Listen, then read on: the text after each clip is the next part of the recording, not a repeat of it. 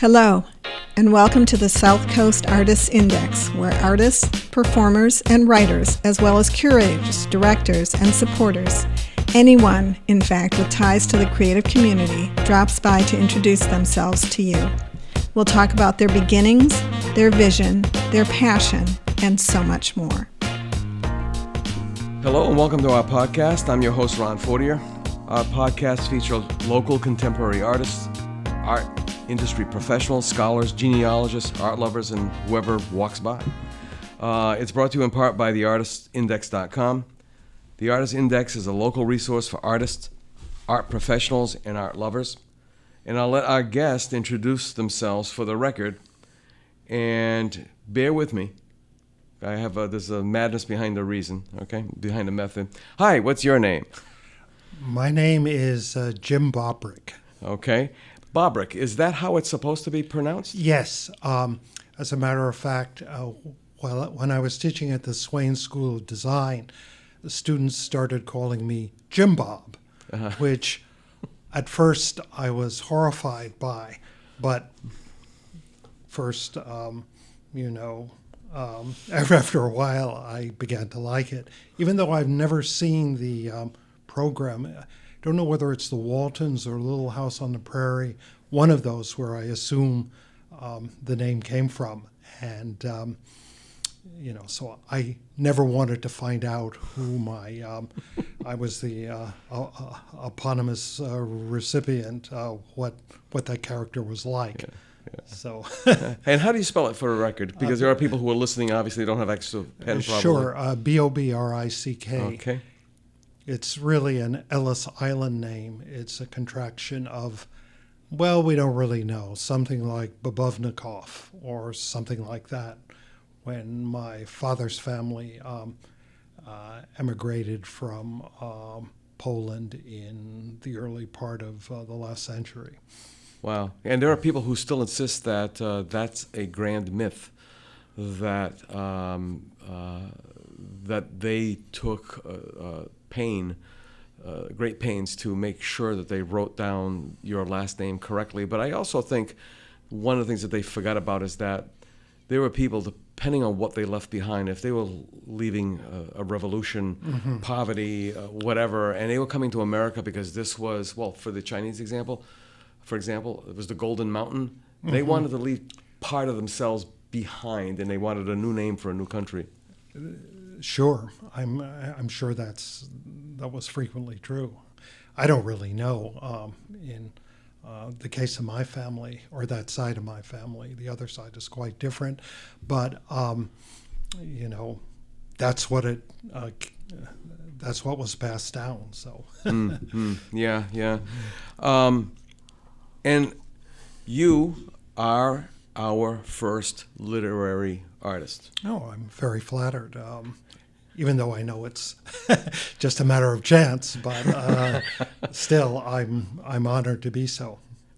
And you are a poet primarily, correct? Yes, I would say that. Although, of course, for 40 years or so, I made my living as a teacher, an English professor, and so forth. So So now your time at Swain was as a member of the liberal arts department. It's an interesting story about how I got the job. I'd finished my dissertation, and then for a couple of years I was what we now call an adjunct, in those days, lecturer at Boston University. And then I was unemployed. And at first I thought, well, being on unemployment isn't so bad, because you go in those days you could go in and pick up a check every 2 months and eke by, or every 2 weeks, I should say, and eke out an existence that way. But then I found it increasingly depressing because, I'd spent all this time in school. I wanted to write and teach to support myself, and there seemed to be no takers. Through a friend that I'd met in Italy a couple of summers before I heard there was a job at the University of Messina in Sicily, and my friends encouraged me to apply. So I went originally to Rome and then to Messina, and there was all sorts of Byzantine intrigue. It turned out that my friends told me to pad out my resume with, as they said, nomi altisonanti, impressive names and so forth. And I did that, but I think in a sense it backfired because the head of the department in Messina turned out to be someone from Malta, and I seemed to be overqualified for the position, and I would have been glad to stay there and teach anything just to have remained in Italy. But, eventually it fell through. I came back to Somerville, where I was living then, and I didn't know what I was going to do. Purely by chance, I was visiting some friends in a part of Boston where I hadn't usually gone, and I stopped to buy some milk in a local supermarket, and I ran into a friend from graduate school who was teaching at the Mass College of Art. He said, well, I've heard there's an opening for liberal arts in this small art college in New Bedford. And I wasn't even sure where New Bedford was, but I came down, I applied, and it turned out the other two members of the liberal arts department were both living in Cambridge. And we turned out to be a good fit, and I somehow managed to get the job and keep it through many vicissitudes at Swain, all sorts of upheavals and changes of administration and so forth for 12 years until Swain, as we like to say, merged, i.e., with SMU as it was at the time. Quote unquote merged. Merged, yes. We need to put that in quotes because, of course, we go on bankrupt. And all of us owe a lot, by the way, to Kitty Dukakis, the wife of Mike Dukakis, who was running for president in 1988. And Kitty had come down to tour Swain, and she persuaded Mike, as the story goes, to include us in his supplemental budget. That was the year, of course, he was running for president. And in those days, on the grounds of the so-called Massachusetts technological miracle, which just at the time was beginning to come apart a bit, but nonetheless, he slipped us in the supplementary budget. So kudos to them both. Well, I've never heard that part. Yeah. That's great. Because we had no idea until the 1st of September whether we were going to be part of the faculty at SMU or out on the street. And fortunately for us, we were picked up. We said cynically that, well, they just wanted the lines and so forth, and we'd be there for 3 years, and then they clear us out and get people they really wanted to hire. But I think one thing we learned at Swain was how to survive, although, with a little help from our friends and a lot of luck. So I think everybody who wanted to was able to continue their career at SMU UMD, and I became part of the English department and taught there for 26 years before I retired a few years ago. Now that's interesting, as I think now in retrospect, you're also the first Swain faculty, and it's all important. I mean, all these milestones for us as we're trying to develop this website project that's basically indexing a directory of all contemporary artists, visual performing and literary. Were you there when Ed Tonieri was there? I don't believe so. When was that? I came in 1976. Okay, it's probably a little too late because I believe he came to what was then SMU, Southeastern Massachusetts University. He was the founder of the art department, from what I know. I haven't had that confirmed. So I'm looking for these linkages, and that's another part of this whole indexing thing is the linkages. Now, going back to Swain, what makes this passion that the Swainies, as you guys are referred to, both faculty and students, alum, what makes you so passionate, so emotional about this institution?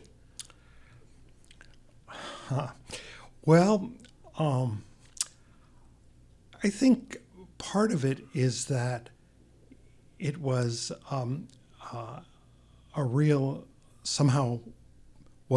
became a real artistic community where things were going on literally round the clock, 24/7 and so forth.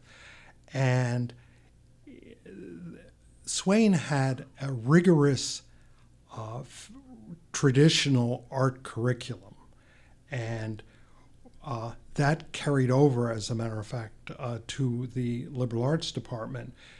There were, when I joined, the head of the department was a man named Leo Kelly, who was a wonderful Socratic teacher and poet. And, all of us were poets in the liberal arts department, interestingly. The other person in the liberal arts department was a man named Nick Kilmer, who was a descendant of Trees Kilmer and also the American Impressionist Friesica. And, we insisted, just as the art department insisted on long hours in the studio, rigorous 2D, 3D work, and so forth. And what happened was most of the students at Swain were local. I mean, we had some from abroad and other parts of the country, but most of them had come from the surrounding area. Many of them hadn't done very well in anything but art at their high schools. And somehow Swain was able to infuse, to instruct, to elicit a genuine sense of the calling of what it meant to be an artist. Of course, this would be different for different people, no doubt. But I think that, it's carried over because so many people from Swain have continued to do art at one level or another, and it changed the lives of so many of our students who had come from often somewhat blinkered backgrounds, perhaps, and this opened up a new world of possibility for them. And I think this is one of the reasons why so many of us love Swain and are still nostalgic about it and so forth. Mourning, even so. So I think it was a genuinely transformative experience for many students, and it was also, of course, a small place where everyone knew everybody else, at least to some degree. And one of the interesting things about it was that, I think given this kind of general acquaintance and intimacy, by and large, everybody kind of observed certain limits and behaviors, at least around campus. So there was, most of the scandals we had to do with the administration, I think. So it was a wonderful place. And as somebody teaching literature there, it was really quite an experience, because students were used to making things and doing things and so forth. And so they didn't expect to be passively transfused with knowledge or knowledge, is that the word? Probably not, but facts and so forth to parrot back and so forth. They were making things, and they approached reading in the same spirit. One of the highlights of my time teaching there was when I taught a course in James Joyce, and we read Dubliners, Portrait, and about half of Ulysses before the class ended with the semester. But a group of students wanted to finish Ulysses, so we just met informally during the next semester and worked our way through the rest of Joyce's novel. Wow. I mean, that doesn't happen. Now, how many years did you spend at UMass Dartmouth? Or SMU to UMass Dartmouth? I was there, I think, 26 years from 88 to 2014. Okay. About 5 years ago. How different were the student bodies? Well, there were a lot of excellent students at UMD, but there were also quite a number of students, as in any big university, who were not necessarily that involved in any particular course. So, I mean, I wouldn't want to say one experience was better than the other. I mean, there were certain advantages to teaching at UMD. I could teach a wider range of things. I could teach somewhat more sophisticated courses, although that tended to vary. I taught mainly modern British and American poetry, various poetry writing courses, a course every year in children's literature and fairy tales, another class in fantasy literature, as well as Shakespeare for about 15 years, many other things too. So it was, I was very, looking back, I've been very fortunate in that I was able to support myself doing something that I really like to do. Although, of course, there were periods when things didn't go so well, but that's always true. Yeah. How about your art? Let's talk about your art. Any different, when did you start writing poetry, the whole nine yards? Well, I went to a prep school, a boarding school in Southern California. I was living with my grandfather and grandmother at the time. This side of my family, my grandfather, my mother's side, was a Methodist bishop who had spent many years in the Far East and so forth. They lived in this beautiful home that didn't belong to them, but had been rented in San Marino, California, right next to Pasadena. And the house was filled with orientalia of various kinds. So it was a sort of fascinating place to be. But, at the school, in those days it was all boys school. I was there from 8th to 12th grade. We would only get out, once every 5 weeks for a long weekend. But, the instruction was really excellent, small classes. And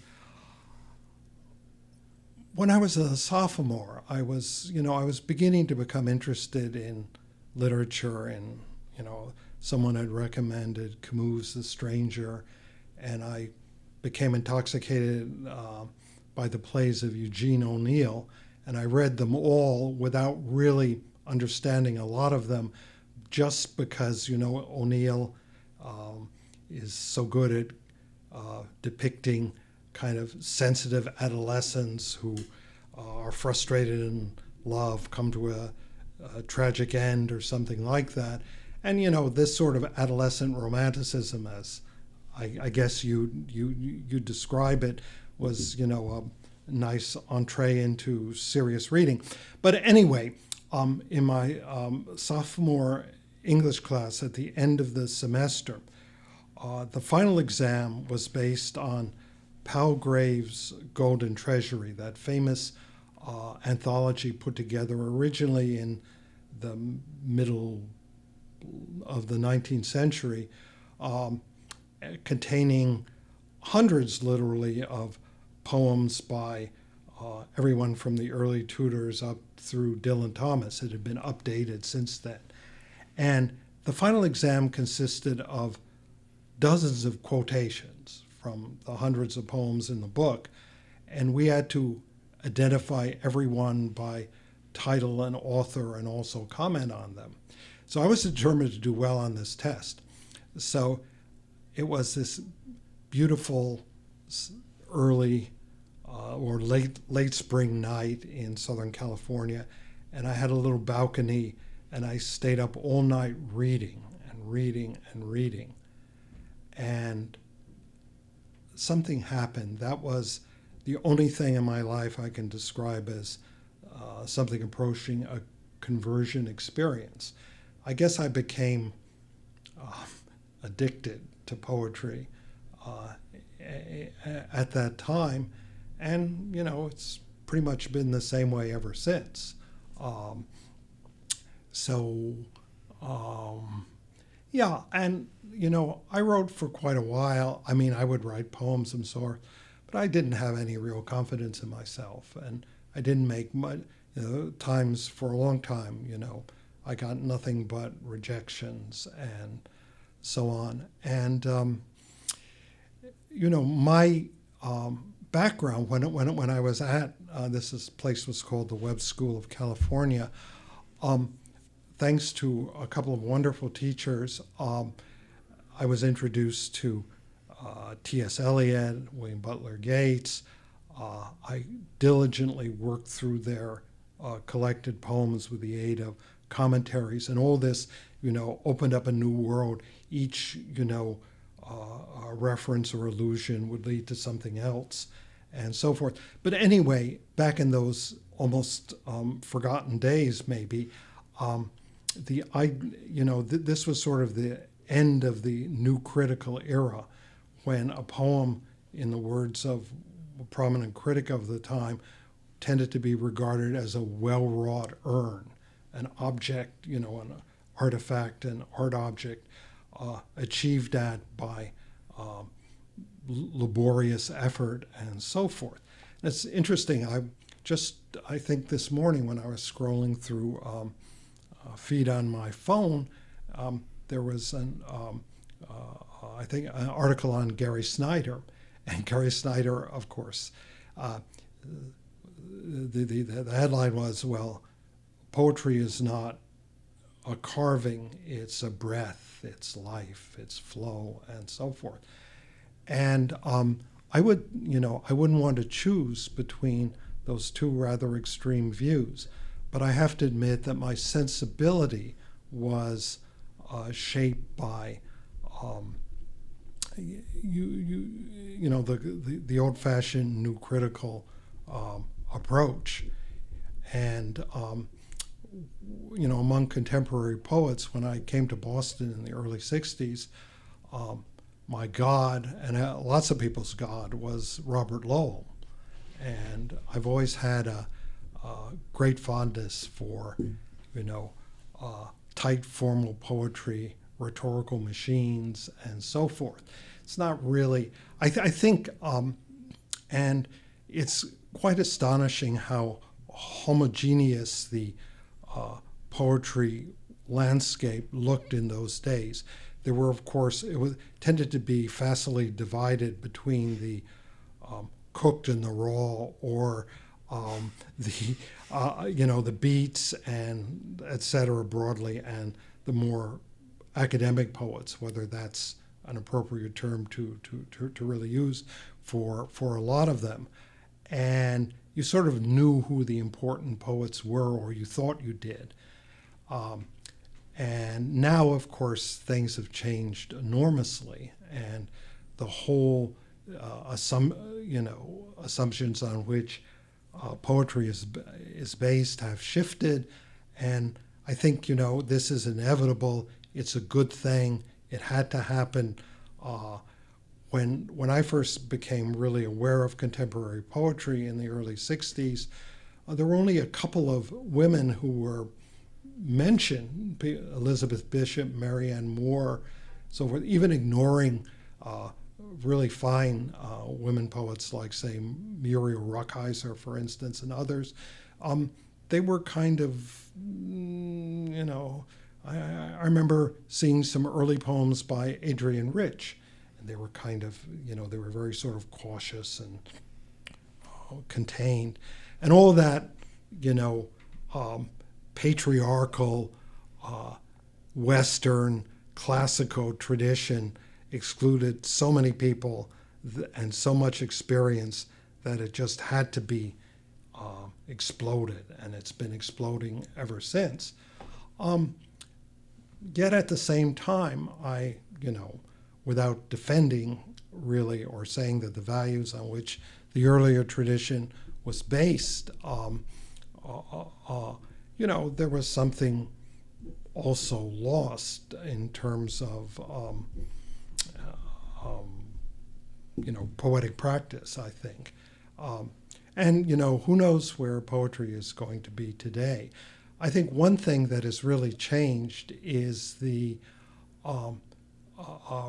respect that used to be accorded to just the idea of being a poet. It was as though if you were a poet, a real poet, however that was conceived, you were somehow at the top of Parnassus.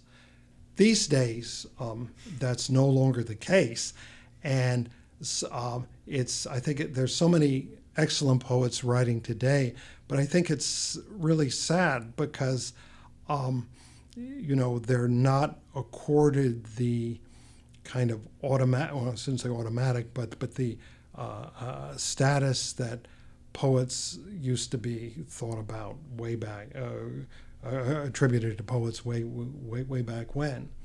So, things are lost, things are gained. That's how it goes. Yeah, I mean, the greats then and now, I mean, and I always try to connect things to other things, but we've lost the great periodicals. Well, Time's still around, Saturday Evening Post, Look and Life. Sure. And a lot of people there, I'm going to just go on a limb, their intellectual education came from or was fed by these publications. Mm-hmm. Sure. And that's where you heard about Ginsberg and T.S. Eliot and E.E. Cummings and Ferlinghetti. Yes. Because they made news. That's right. Now, it's what... Name a contemporary poet. Yeah, right. Exactly. Yeah. And it's that, and I think for me, are you familiar with Roberto Bolaño, the Chilean novelist? Yes. Yeah. Well, I don't know whether you... I think I just quoted him today. Did you? Okay. Well, this is synchronicity. Yeah. But I think for me, his great novel, it's my favorite novel that has been published since the turn of the millennium, The Savage Detectives. Looking back on that, I see that as a kind of elegy for the last time poetry was considered, I don't know, the queen of literary arts or the king, whatever one wants to say.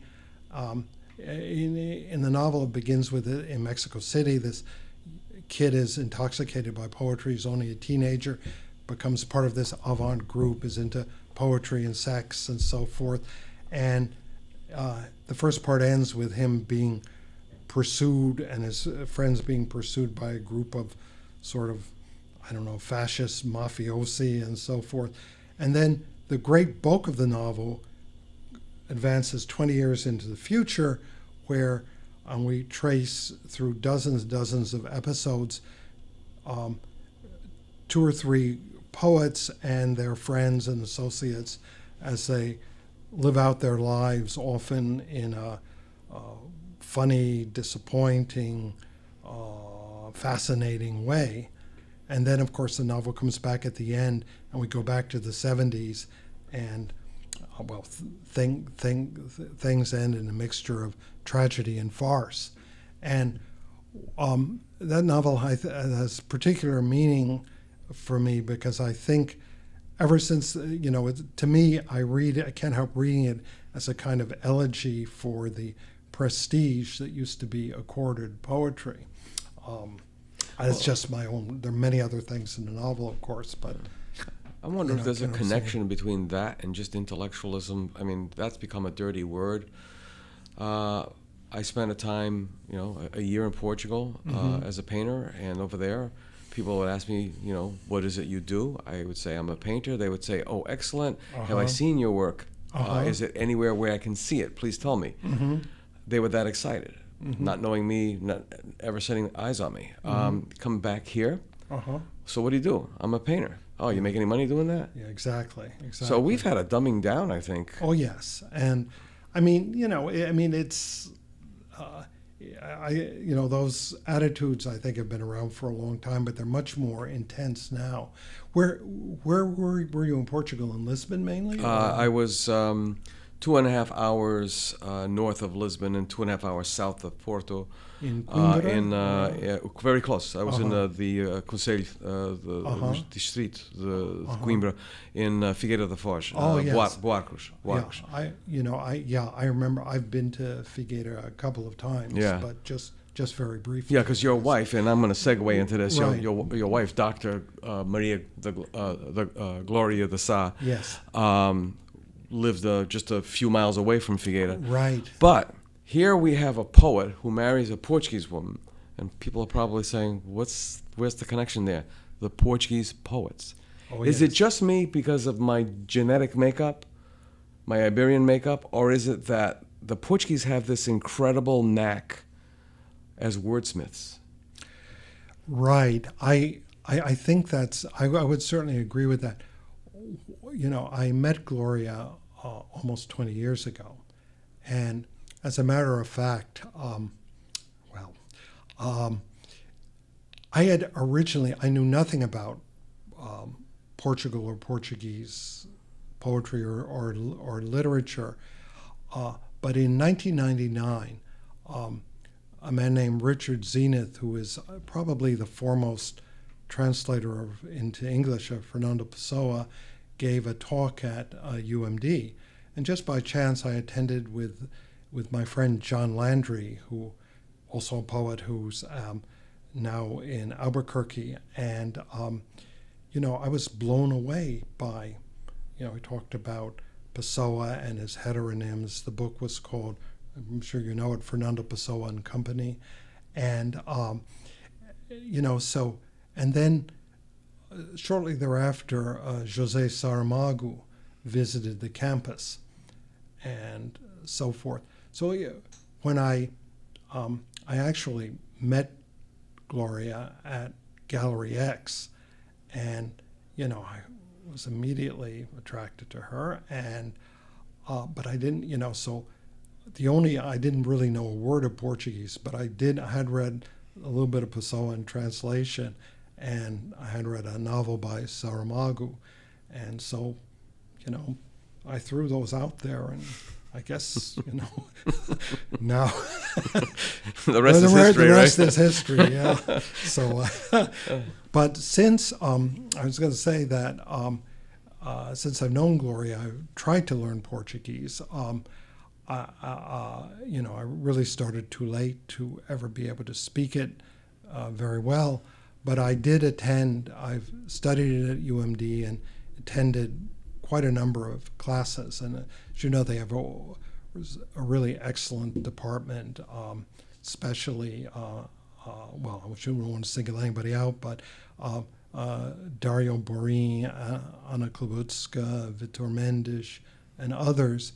And really during the last 10 or so years of my time at UMD, most of my intellectual stimulation came from sitting in on seminars on Portuguese literature and so forth, because there's no grad program in English at UMD. So I realized I was craving sort of more challenging contexts and so forth. And since I really didn't have to do anything but audit the courses, I didn't have to take exams or write papers. It was the best of both worlds. It's really fun to be a student rather than a teacher. Yeah. Have you been published? Oh, yes. I've published several dozen poems, probably, all over the place. I mean, mainly in little magazines and so forth. but that's fine with me.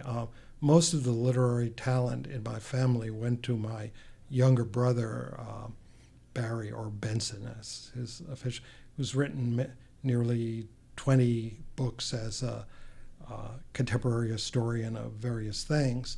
In fact, I don't know whether in the New Yorker, I think the week before last, he was quoted several times. One of his books he did a history of astrology called The Faded Sky, and so he's probably the in addition to being my brother, he's probably the person I share most with, and we've had a wonderful mutually supportive relationship over the years. But as I was saying, I mean, I'm very happy to be part of the local artistic community. That seems that's really maybe at one time I aspired to something a little grander, but not really. Your process, I was kind of amazed by it for certain reasons, but I want to hear you speak about your process or the lack of it. Well, I'm sorry, what do you mean by process? Process. How do you go about starting a poem? Do you have to be tied to a tree and starve yourself for 3 days in a rainforest? Or? Well, something similar. I'm somebody, and I don't say this as a way of giving myself a backhanded compliment or anything. I'm somebody for whom writing is extremely difficult, a slow process, and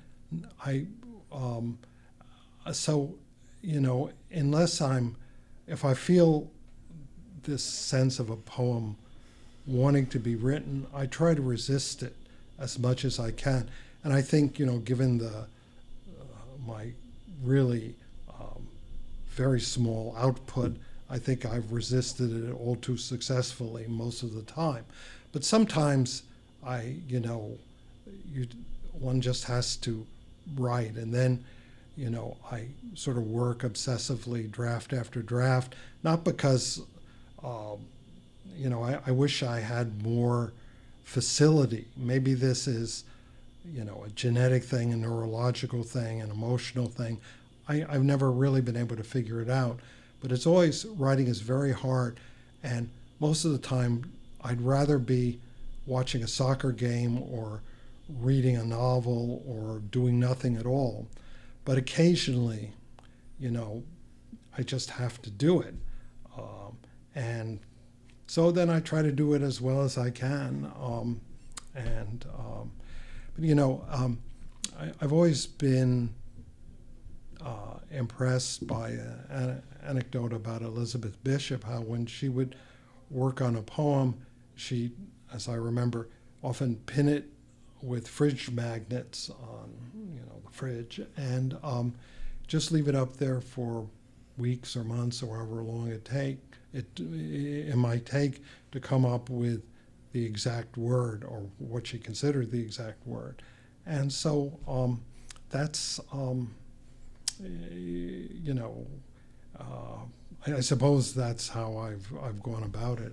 Is it a welling up? Is it a? I think I read something about. It said it's almost a feeling of being nauseous when you get to that point. What do you mean by the nausea? You have to what's the word? Excrete, expel. I think I said puke or vomit. Yeah. If you're, it really is somewhat similar to void. Isn't that. If your stomach is upset, and maybe you first try to ignore it, and you take some Tums or whatever, you're hoping it'll go away. But if you're sick enough, then you just have to. It's not a very. No, I know. I totally understand. I mean, do you have an episode of fight or flight as well in this thing? Yeah, but once what tends to happen, then I'll work until I have something like a draft or something like that, and I'll think, this is okay. But then almost immediately I begin to see things don't seem right, or I need to change, or something like that. And then, I'll go back and I think, how could I have thought that was the right thing? And then, you spend sleepless nights pondering, this or that. I mean, in some ways it seems absurd. I don't know. I mean, it's not that, I know I've read enough about of others' experience to know that, I'm hardly alone in feeling this way. But, that's just the way it's been for me. I can't really say. It certainly doesn't guarantee that my poems aren't worthless or any, that doesn't guarantee any quality. I mean, I know people who can write a poem in 5 minutes almost that probably are as good or better than anything I've ever managed to produce. But, I'm just the way I am, and at this point in my life, I might as well accept it. You're feeling comfortable with it.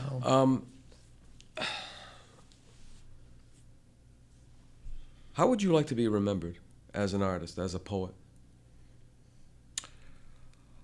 This is a new question, so I want to put extra pressure on you. You're the first one I've asked it to.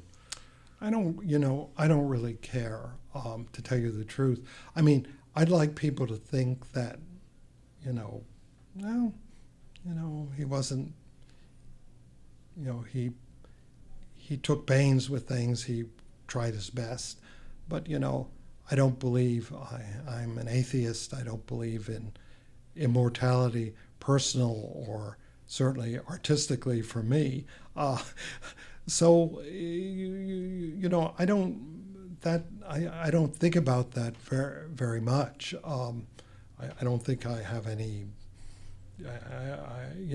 I'm perfectly glad to join almost all of my peers in oblivion. It's almost impossible to know what poetry from any era will be remembered. Certainly not mine, but I don't care about that. I think poetry for me is occasional. It comes from my experiences, and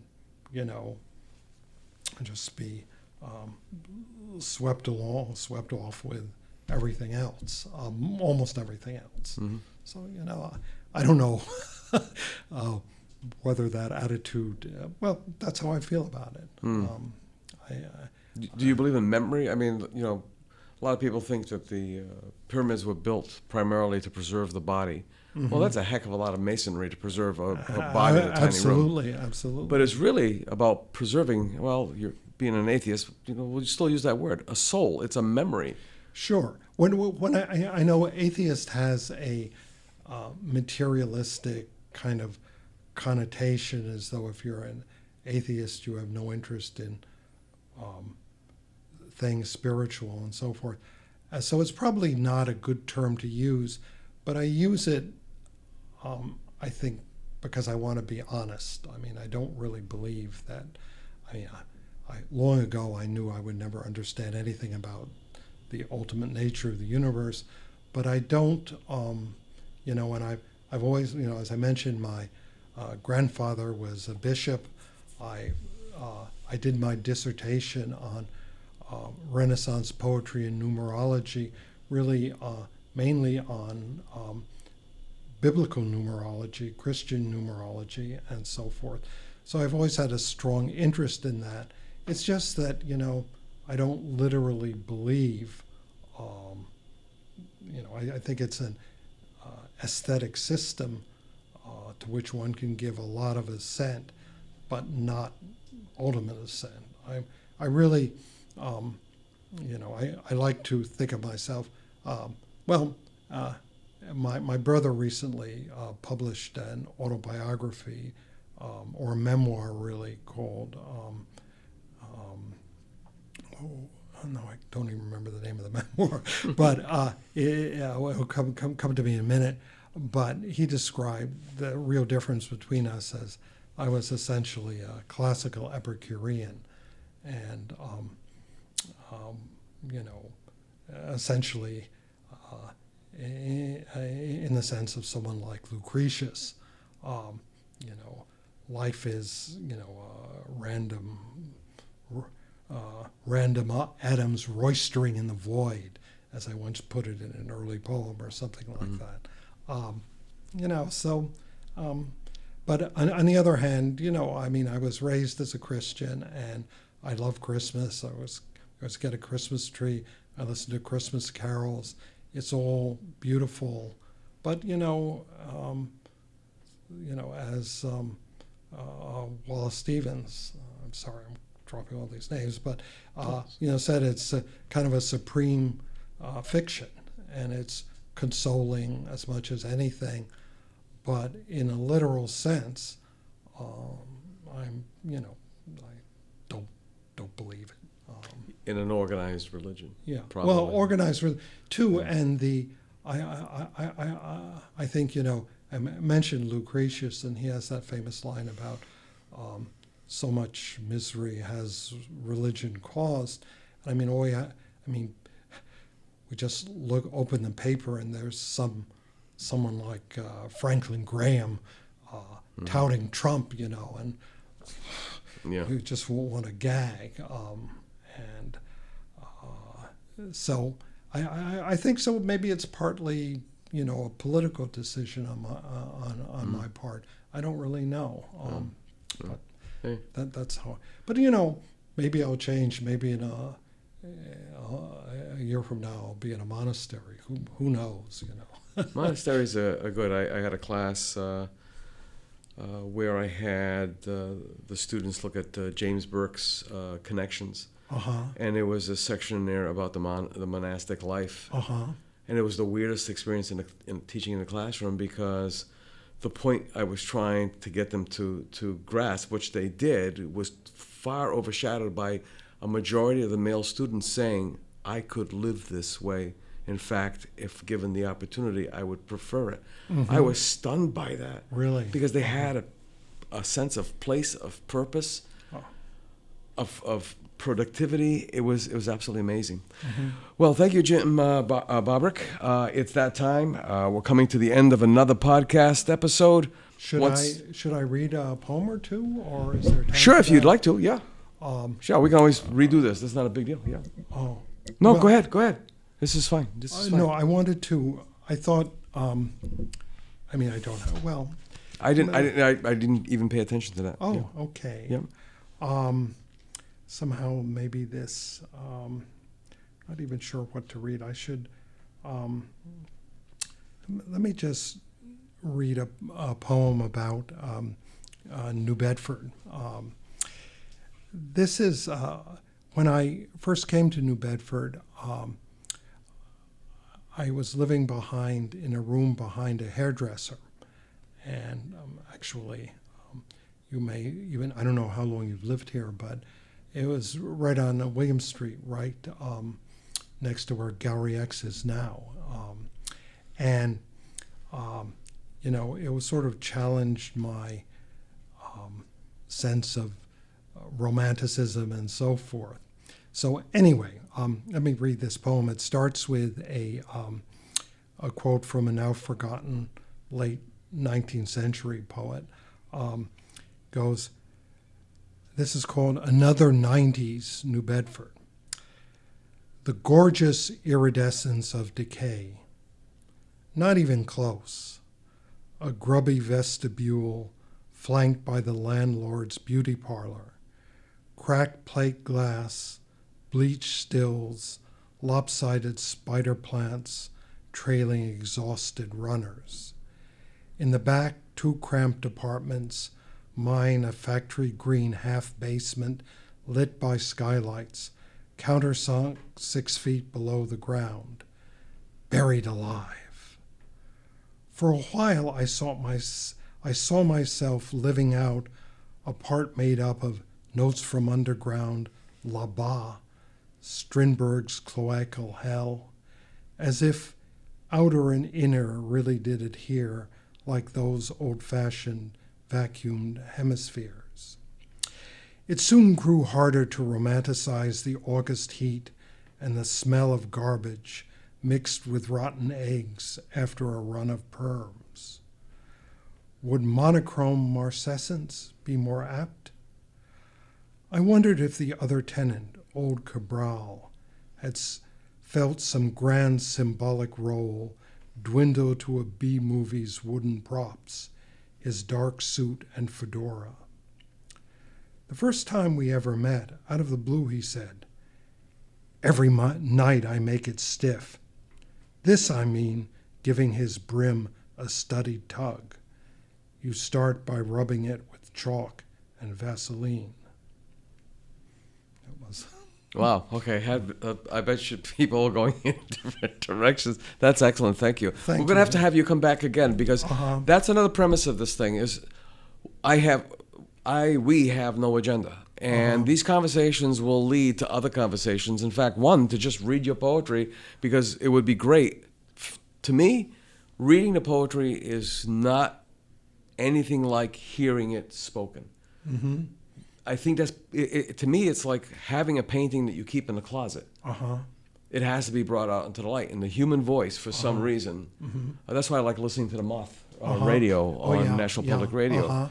Because we're not as attuned to that. Well, we're probably both able to remember the good old days of radio. And there was a famous saying that was going around. A little boy is asked by his father, would you rather watch TV tonight or listen to the radio? And he said, I'd rather listen to the radio. The pictures are better.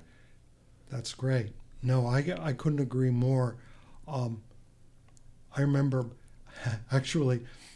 when Mary Baraka, originally Leroy Jones, gave a reading at UMD, and one of the references in a poem he read was to an old radio program that I remember hearing when I was just a few years old called Let's Pretend, that dramatized, stories. Like the one I remember for some reason is the story of Dick Whittington and his cat. And, I thought, yes. And I went up to him afterwards and thanked him for, including that in the poem because it meant a lot to me just to have that recalled. And I know how you feel. I have a book called The Just So Stories, and they were broadcast as well. And to me, they're it was a secondhand book, and I had never heard of the Just So, and there are fairy tales in there that just weren't part of the Grimm collection. And Princess Moonbeam and Achille Roland, and wow, we need more of that. We need more of that. I'm going to wrap this up, Jim. Jim Bobrick, thank you so much. It's that time. We're coming to the end of another podcast episode. Once again, I'm your host, Ron Fortier. We've been speaking with Jim Bobrick. Let's thank our guest for stopping by. And today on this In Focus podcast, we discussed so much, but not enough. We really do have to get you to come back for so many reasons. Well, thank you very much, Ron. It's been a pleasure, and it's great that you're doing this series. I mean, for our whole artistic community here. So thank you. In Focus podcast is brought to you in part by theartistindex.com. The Artist Index is a local resource for artists, art professionals, and art lovers. Until next time, thank you from all of us at the Art Index. Bye-bye.